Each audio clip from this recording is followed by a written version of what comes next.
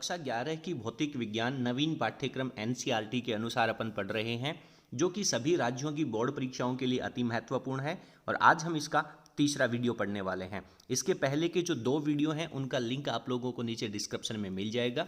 कक्षा 11 का अध्ययन करने के बाद जब आप कक्षा 12 बोर्ड परीक्षा की जब आप तैयारी करेंगे, उस समय भी आज की क्लास जो है वो आप लोगों के लिए बेहद महत्वपूर्ण होने वाली है। सभी प्रकार की प्रतियोगी परीक्षाओं की दृष्टि से भी आज की जो क्लास है वो आप लोगों को बहुत महत्वपूर्ण है।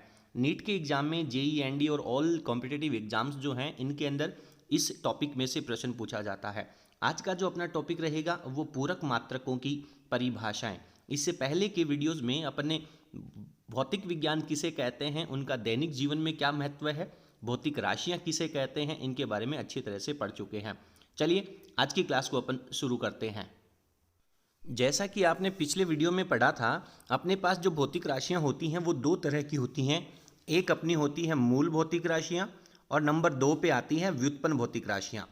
ठीक है, चलिए मूल भौतिक राशियों के अंदर कुछ त्रुटियां रहती हैं। इन्हें पूर्ण रूप से परिभाषित करने के लिए आपको पूरक राशियों की आवश्यकता होती है। और अपने सिलेबस के अंदर 2 तरह की पूरक राशियां काउंट की गई है।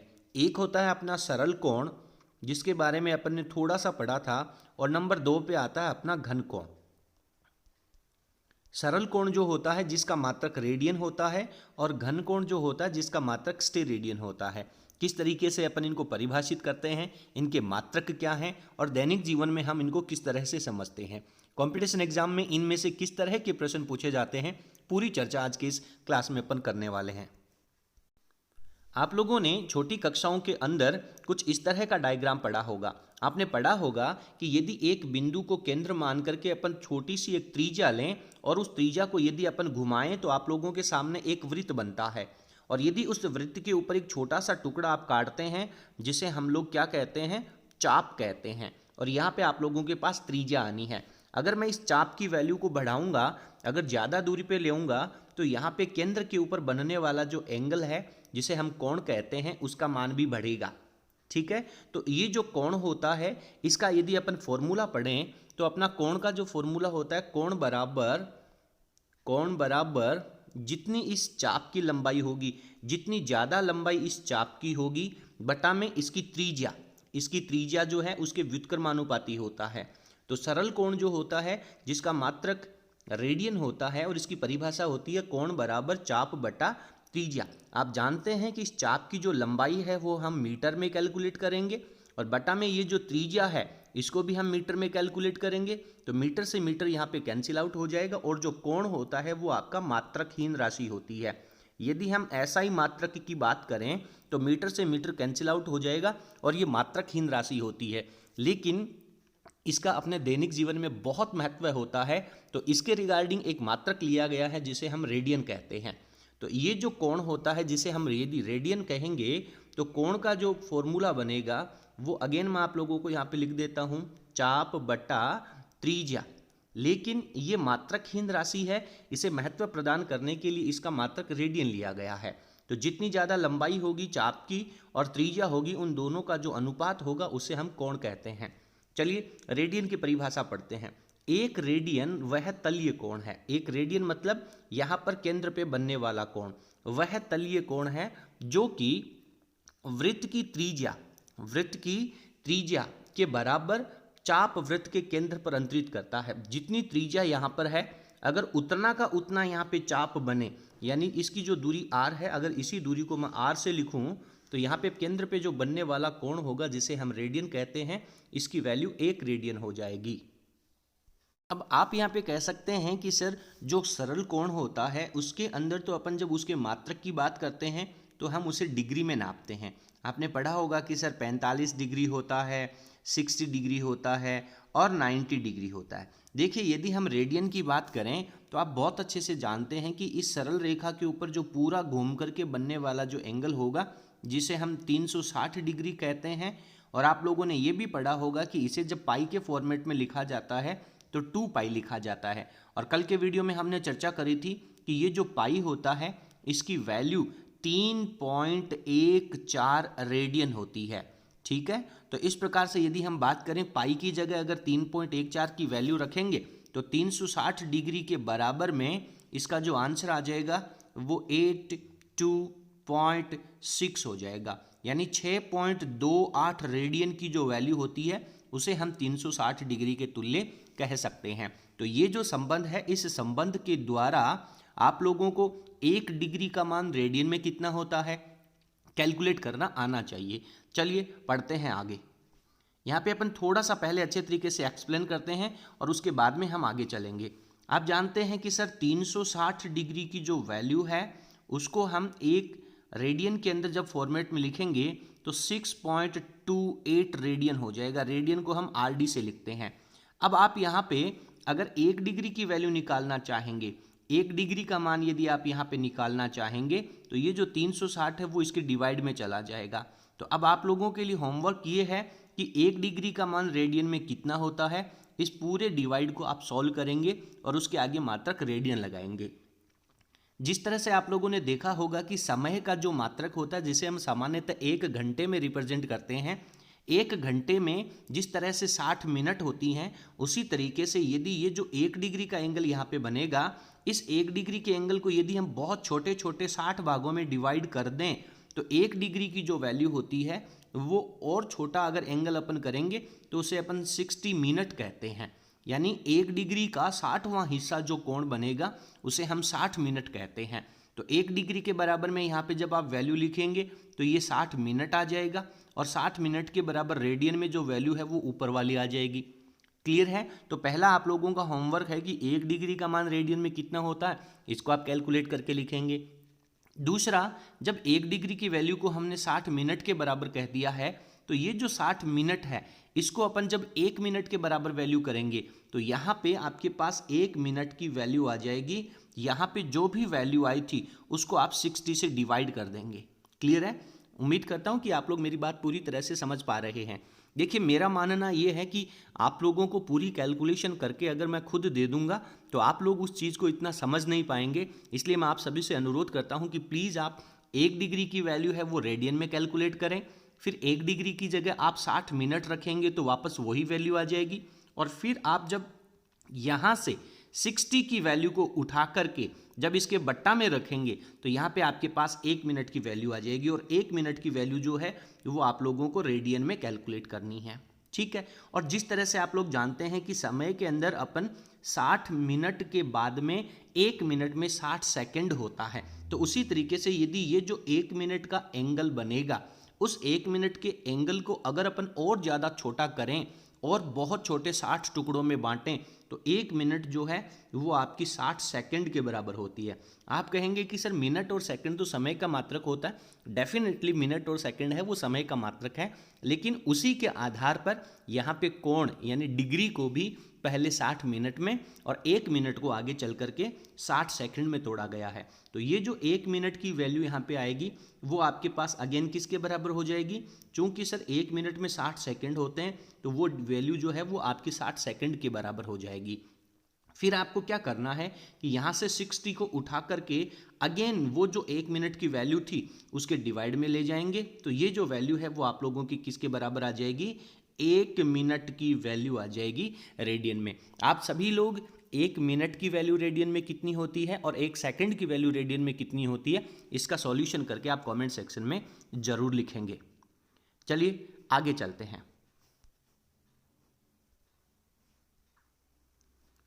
आगे हम पढ़ते हैं कि सर सरल कोण जो होता है इसका फॉर्मूला होता है चाप बटा त्रिज्या मात्रक लगता है रेडियन।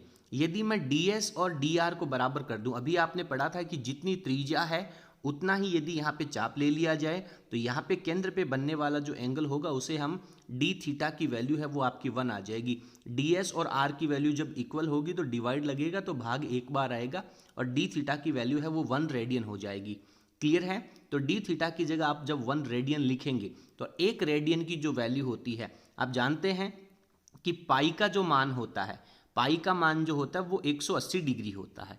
ठीक है? और ये जो पाई है इसे हम रेडियन में 3.14 कहते हैं, और यदि मैं यहाँ से 3.14 को उठा करके 180 के डिवाइड में ले जाऊँ 3.14 की वैल्यू को, तो यहाँ पे मेरे पास रह जाएगा 1 रेडियन, और 1 रेडियन की जो वैल्यू है वो 180 बटे पाई, और पाई की जगह आप लिखेंगे 3.14। जब आप इसको डिवाइड करेंगे तो ये 57.3 डिग्री आ जाएगा। यानी 1 रेडियन की जो वैल्यू है डिग्री में, सामान्यतः अनेक प्रतियोगी परीक्षाओं के अंदर यह प्रश्न कई बार पूछा गया है कि 1 रेडियन का मान डिग्री में कितना होता है, तो 57.3 डिग्री होता है। मैं आपसे कहूँगा कि आपको इसको याद रखने की आवश्यकता नहीं है। यदि आप 5-6 बार इसे पढ़ेंगे तो आपको ये ज़बरदस्ती याद हो जाएगा। अन्यथा आप लोगों को ये फंडामेंटल याद रखना है कि pi is equals to 180 degree, और पाई का जो मान होता है वो 3.14 रेडियन होता है, ये 180 डिग्री के बराबर हो जाएगा। और यदि आप 1 रेडियन का मान निकालना चाहेंगे तो 180 के बटा में 3.14 से आप डिवाइड कर देंगे, तो जो भी वैल्यू आएगी, कितनी वैल्यू आएगी, 57.3 डिग्री आएगी। तो ये प्रश्न मुख्य रूप से पूछा जाता है। अगर आपके फंडामेंटल्स बहुत क्लियर हैं तो आप आसानी से लिख सकते हैं। आगे चल करके इस चैप्टर में अपन और अधिक महत्वपूर्ण तथ्य पढ़ने वाले हैं। इसके लिए मैं आप लोगों से पूछना चाहूँगा, अभी जो हमने कहा था कि 1 डिग्री का मान रेडियन में कितना होता है, 1 मिनट का मान रेडियन में कितना होता है, और 1 सेकंड का मान, सेकंड को हमेशा ऊपर डबल डॉट लगा करके लिखा जाता है, इसका मान रेडियन में कितना होता है। ये तीनों वैल्यूज आप लोगों को कैलकुलेट करके और कमेंट सेक्शन में लिखनी है। ये आगे चल करके आपके अनेक सवालों के अंदर, न्यूमेरिकल्स के अंदर उपयोगी है। नंबर 2 पे आता है अपना घन कोण। नंबर 2 पे आता है घन कोण, और घन कोण का जो मात्रक होता है उसे हम कहते हैं स्टेरेडियन। देखिए, आप लोग समझने का प्रयास कीजिए। आप लोगों ने जो बर्थडे की जो कैप होती है, जब छोटे बच्चों का हम लोग बर्थडे सेलिब्रेट करते हैं तो आप लोगों ने देखा होगा कि कुछ इस तरह की जो कैप होती है वो हम यूज़ करते हैं। आप लोगों ने जोकर की कैप भी देखी होगी, ठीक है सर। आप लोगों ने जो आइसक्रीम का कोण होता है वो भी देखा होगा, कुछ इस तरह से होता है। क्लियर है? यहाँ पे इसका एक छोटा सा एरिया होता है, क्षेत्रफल होता है, और यहाँ पे इसकी त्रिज्या होती है।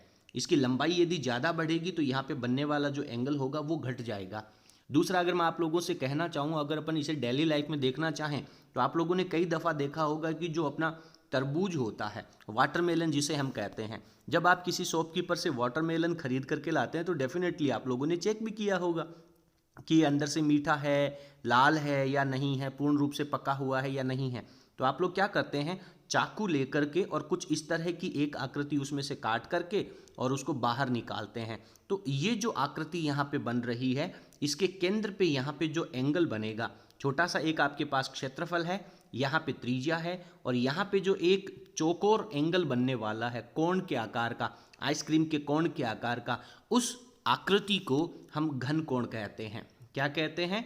घन कोण कहते हैं। और ये जो घन कोण होता है, इसका जो फॉर्मूला होता है घन कोण निकालने का फॉर्मूला, चलिए मैं आप लोगों को पहले लिख करके बता देता हूँ। घन कोण का फॉर्मूला होता है कि यहाँ पे आपने कितना बड़ा क्षेत्रफल लिया है, इसकी सतह पे काटा गया क्षेत्रफल, और बटा में इसकी जो आपने त्रिज्या ले रखी है, इस त्रिज्या का वर्ग करना है। मैं आपसे दोबारा कहना चाहूँगा, सर क्षेत्रफल का मात्रक तो मीटर स्क्वायर होता है, और त्रिज्या का वर्ग कर दिया तो इसका मात्रक भी सर मीटर स्क्वायर होता है। तो ये मीटर स्क्वायर एक दूसरे को कैंसिल आउट कर देगा और घनकोण जो है वो आपका मात्रकहीन राशि बन जाएगा। इसीलिए इनको पूरक राशियां कहा गया है। यानी कि कैलकुलेशन की दृष्टि से देखें तो ये मात्रकहीन राशियां होनी चाहिए, लेकिन इनका बहुत अधिक महत्व है, इसलिए इनको मूल भौतिक राशियों के अंदर काउंट ना करके पूरक राशियों के अंदर काउंट किया गया है। घनकोण का जो मात्रक होता है जिसे हम स्टेरेडियन कहते हैं। अब अपन स्टेरेडियन की डेफिनेशन पढ़ते हैं। एक स्टेरेडियन वह ठोस कोण होता है, एक स्टेरेडियन जो है यहाँ पे वह ठोस कोण होता है जो किसी गोले के पृष्ठ का एक भाग, यहाँ पे आपके पास जो वाटरमेलन था वो एक गोलाकार था, और उस गोलाकार पृष्ठ के ऊपर आपने एक छोटा सा क्षेत्रफल लिया है। गोले के पृष्ठ का एक भाग जिसका क्षेत्रफल लेना है, आप लोगों को dA लेना है, अल्पांश क्षेत्रफल लेना है, तथा गोले की त्रिज्या का वर्ग, जो गोले की त्रिज्या होगी उसका आप लोग वर्ग कर दीजिए, तो dA/r² हो जाएगा। उसके बराबर में जो आकृति बनेगी उसे हम घनकोण कहते हैं, और इसका मात्रक स्टेरेडियन होता है, और स्टेरेडियन को आप लोग d ओम से रिप्रेजेंट करते हैं। आप लोगों ने कक्षा 10 के अंदर ये आकृति पढ़ी होगी। प्रतिरोध का जो मात्रक होता है ओम, उसको रिप्रेजेंट करने के लिए ये चिन्ह काम में लिया जाता है। तो ये जो d ओम है वो आप लोगों का स्टेरेडियन को या घन कोण को प्रदर्शित करता है, गोले के केंद्र पर अंतरित करता है। गोले के केंद्र के ऊपर ये जो एंगल बनेगा उसे हम घनकोण कहेंगे। तो इसकी डेफिनेशन आप लोगों को अच्छे से पढ़नी है और इसके साथ में इसका जो डायग्राम है वो भी आप लोगों को अच्छे से पढ़ना है। अपन फॉर्मूले की बात करते हैं। घनकोण का फॉर्मूला जिसे हम डी ओम से रिप्रेजेंट करेंगे, अभिलंबवत पृष्ठ का क्षेत्रफल, वो जो अल्पांश क्षेत्रफल बन रहा है डी ए की वैल्यू, देखिए ये जो डी ए है वो हमेशा अभिलंबवत आएगा। अभिलंबवत शब्द जो है, अभी आप लोग इस अभिलंबवत शब्द को नहीं समझ पाएंगे, कक्षा 12 के जो स्टूडेंट हैं वो बहुत अच्छे तरह से इस बात को समझ पा रहे हैं। यह आपके पास एक गोला है, यह आपने केंद्र पे कोण लिया और ये इसकी डायरेक्शन है। इसके पृष्ठ की डायरेक्शन हमेशा आउटवर्ड होती है। इसके पृष्ठ का जो क्षेत्रफल की दिशा होती है वो हमेशा तल के लंबवत बाहर की तरफ होती है। और यदि मैं इस तरफ एंगल ले लूं तो यहाँ पे इन दोनों के बीच में सर एंगल बनेगा जिसे हम सरल कोण कहते हैं, डी थीटा, जिसे हम थीटा से रिप्रेजेंट करते हैं। और इस क्षेत्रफल की जो वैल्यू है वो डी ए है और थीटा के साथ में अगर आप इसे घटकों में रिप्रेजेंट करेंगे, कक्षा 11 के स्टूडेंट हैं वो जब आप सदिश राशियां पढ़ेंगे, वेक्टर क्वांटिटीज आगे के चैप्टर्स में पढ़ेंगे, तब आपको ज़्यादा अच्छे से समझ में आएगा। तो ये जो डी ए वेक्टर है, इस डी ए वेक्टर को यदि इस डायरेक्शन में आप कहना चाहेंगे तो जिसके साथ थीटा एंगल बनता है उसके साथ में अपन कोस का घटक लेते हैं, तो इसे हम डी ए कॉस थीटा लेते हैं। और अगर ये डायरेक्शन जो आपकी है, अगर ये वाली डायरेक्शन सेम इसी डायरेक्शन में आ जाती है तो ये एंगल थीटा का मान 0 डिग्री हो जाएगा और कोस 0 की वैल्यू 1 होती है, तो यहाँ से कोस थीटा रिमूव हो जाएगा और केवल क्या बचेगा, डी ए बचेगा। जब आप वेक्टर क्वांटिटीज पढ़ेंगे तब हम आप लोगों को ये चीज़ दोबारा एक्सप्लेन कर देंगे। कक्षा 12 के छात्र हैं वो इसको पढ़ चुके हैं, वो अच्छे तरीके से इस चीज़ को फील कर रहे हैं। क्योंकि कक्षा 12 के छात्रों को मैं कहना चाहूँगा कि जब आप लोगों ने कूलाम का नियम पढ़ा था और कूलाम के नियम से जब आप लोगों ने गाउस के नियम का व्युत्पन्न किया था, ठीक है, कूलाम के नियम से गाउस के नियम की व्युत्पत्ति पढ़ी थी, तब आप लोगों को कक्षा 12 में ठोस कोण की ज़रूरत होती है। और उस समय आपने लिखा था कि सर इसकी जो वैल्यू होती है वो d a cos theta upon r square होता है। चलिए आगे चलते हैं। ठोस कोण जो है जिसे हम डी ओम कहते हैं, d a upon r square होता है, मात्रक इसका स्टेरेडियन होता है। अगर मैं डी ए की वैल्यू इस आर स्क्वायर के बराबर ले लूं तो डी ए बराबर आर स्क्वायर हो जाएगा, 1 से 1 डिवाइड हो जाएगा और यहाँ पे इसकी वैल्यू कितनी आ जाएगी, 1 स्टेरेडियन आ जाएगी। डी ओम की वैल्यू है वो 1 स्टेरेडियन आ जाएगी। अब आप बहुत अच्छी तरह से जानते हैं, आप बहुत अच्छी तरह से जानते हैं कि सर यदि हम पूरा गोला लेंगे तो पूरे गोले का जो क्षेत्रफल होगा, पूरे गोले का जो संपूर्ण क्षेत्रफल होगा वो आपका 4 पाई आर स्क्वायर होता है। कितना होता है, 4 पाई आर स्क्वायर। और अगर आप इसके अंदर इसकी त्रिज्या का भाग लगाएंगे, त्रिज्या के वर्ग का भाग लगाएंगे तो आर स्क्वायर से आर स्क्वायर यहाँ पे कैंसिल आउट हो जाएगा और आपके पास 4 पाई स्टेरेडियन बन जाएगा। तो इसकी भी जरूरत है और अनेक प्रतियोगी परीक्षाओं के अंदर यह प्रश्न पूछा गया है कि किसी भी पृष्ठ के ऊपर बनने वाला जो घनकोण होता है उसकी मैक्सिमम वैल्यू कितनी होती है, अधिकतम मान कितना होता है, तो उसका अधिकतम मान जो है वो 4 पाई स्टेरेडियन होता है। उम्मीद करता हूं कि आप लोगों को आज की इस क्लास के अंदर पढ़े गए दोनों टॉपिक, पूरक मात्रक और पूरक मात्रकों के अंदर घनकोण और सरल कोण, सरल कोण का मात्रक रेडियन और घन कोण का मात्रक स्टेरेडियन, दोनों अच्छी तरह से समझ में आया होगा। आज की क्लास में इतना ही। आपको हमारा आज का वीडियो कैसा लगा कमेंट सेक्शन में ज़रूर लिखिएगा और यदि आपको हमारा वीडियो पसंद आया तो प्लीज़ आप वीडियो को लाइक करें और इसे अपने सभी फ्रेंड्स के साथ शेयर करें। कक्षा 11 और कक्षा 12 की पूरी फिजिक्स का सिलेबस अच्छे तरह से पढ़ने के लिए हमारे चैनल को सब्सक्राइब करें और उसके पास में लगी बेल की घंटी को आप ज़रूर दबाएँ। बहुत बहुत धन्यवाद।